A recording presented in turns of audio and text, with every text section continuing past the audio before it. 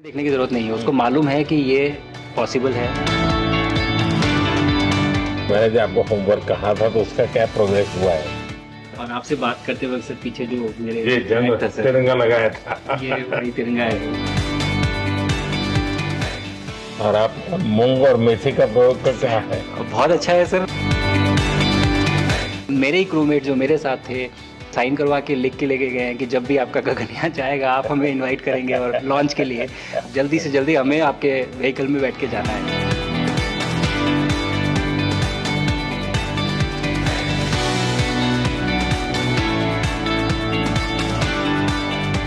आप लोग जब इतनी बड़ी यात्रा करके वापस पहुंचते हैं, जी सर।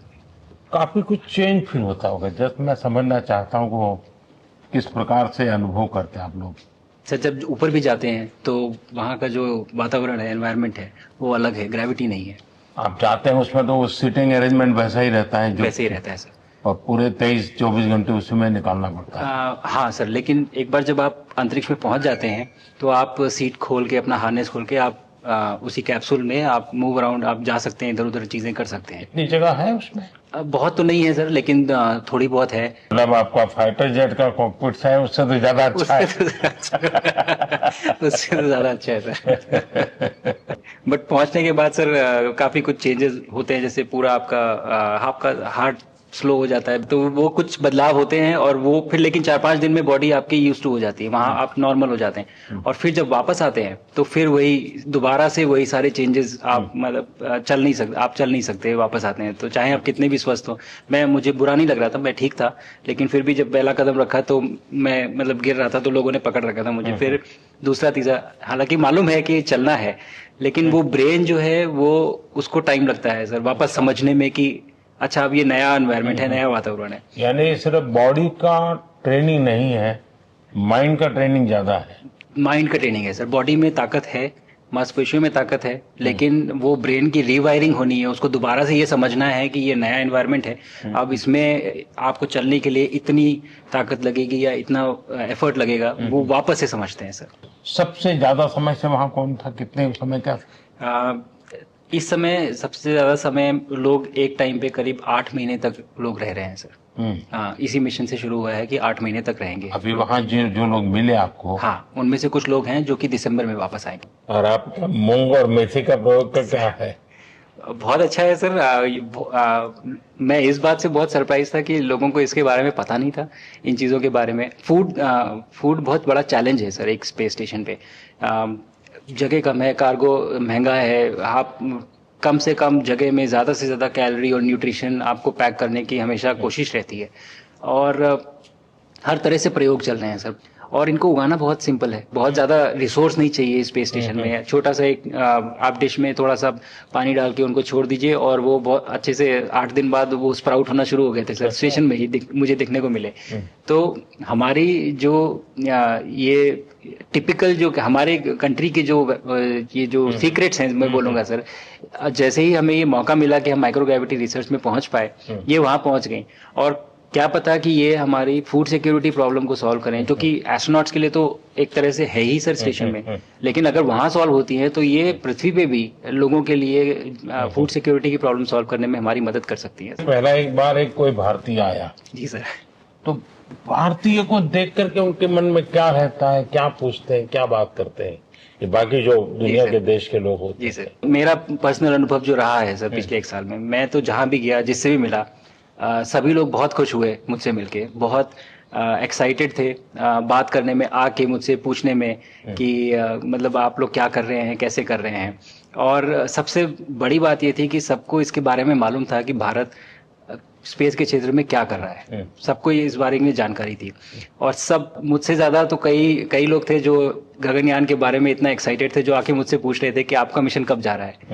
एंड मेरे ही क्रूमेट जो मेरे साथ थे मुझसे साइन करवा के लिख के लेके गए हैं कि जब भी आपका गगनयान जाएगा आप हमें इनवाइट करेंगे और लॉन्च के लिए, और उसके बाद जल्दी से जल्दी हमें आपके व्हीकल में बैठ के जाना है। तो मुझे लगता है सर कि बहुत ज़्यादा उत्साह है ये सारी आपको टेक जीनियस के रूप में बुलाती थी, क्या कारण?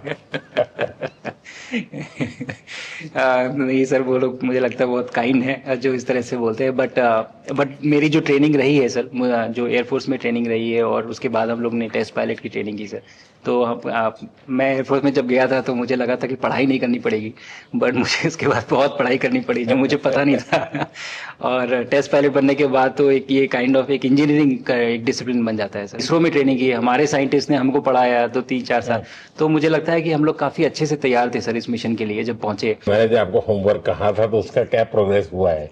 बहुत बहुत अच्छा प्रोग्रेस हुआ है सर, और लोग काफी हंसे थे मेरे साथ। उस मीटिंग के बाद उन्होंने मुझे चढ़ाया भी था कि आपके प्रधानमंत्री ने आपको होमवर्क दिया है।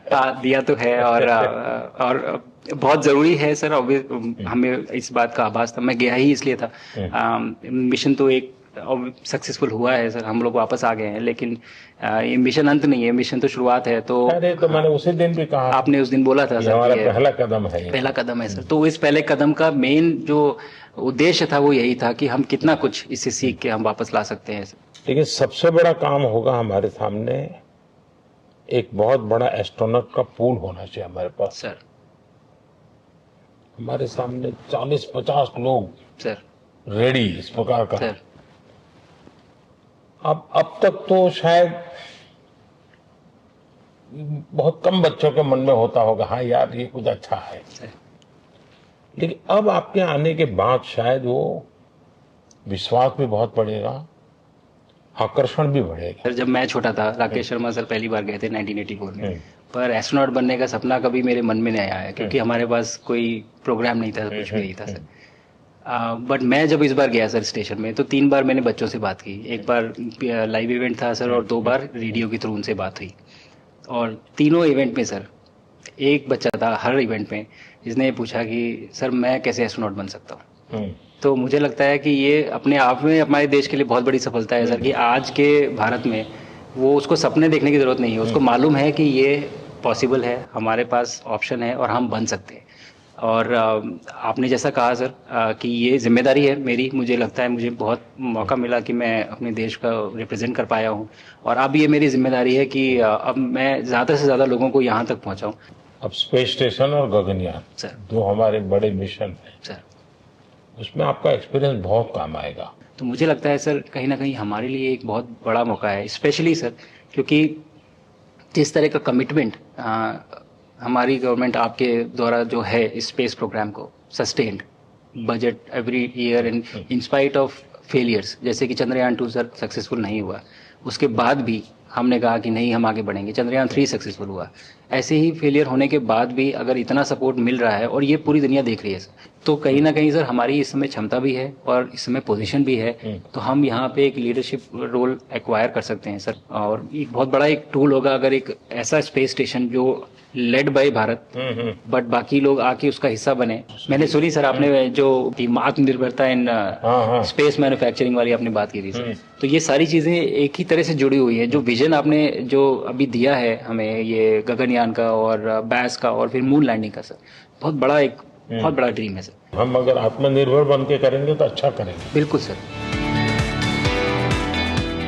मैंने काफ़ी सारी चीज़ें सर स्पेस से फोटोग्राफ वगैरह कोशिश की भारत की लेने की। तो ये भारत यहाँ से शुरू से ये ट्रायंगल, ये बैंगलोर है सर, ये हैदराबाद क्रॉस हो रहा है, और ये जो फ्लैश आप देख रहे हैं सर, ये सारी बिजली चमक रही है सर, बिजली जो पहाड़ों में हो रहा है सर। और ये क्रॉस होती है जो डार्क एरिया आता है सर, ये हिमालय आ जाता है।